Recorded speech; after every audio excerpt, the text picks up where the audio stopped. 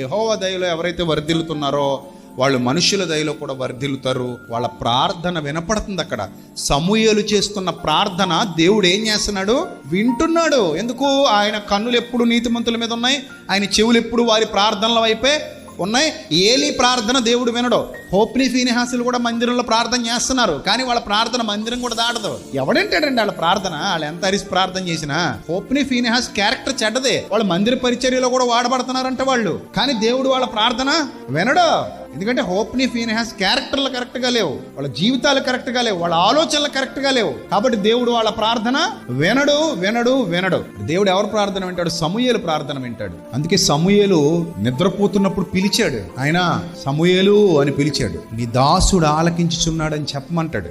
సమూయేలు అని. ఎంత గొప్ప భాగ్యం అండి దేవుడు పేరు పెట్టి పిలవడం ఏంటండి మానవుణ్ణి.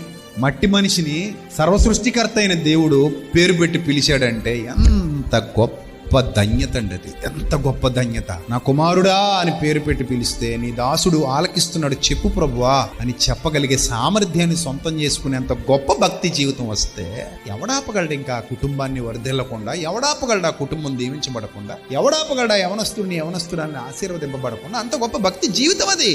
నా కుమారుడా నా కుమార్తె అని పిలుస్తూ ఆయన పిలవడం ఏంటండి మన బతుకులు ఎక్కడండి? ఎంత గొప్ప ధన్యత అది, ఎంత గొప్ప విషయం అది. మీరు ఆలోచించండి ఒకసారి. కాబట్టి నీ ప్రార్థన వినబడేంత గొప్పగా నీ భక్తి జీవితం ఉండాలి. Download ShareChat.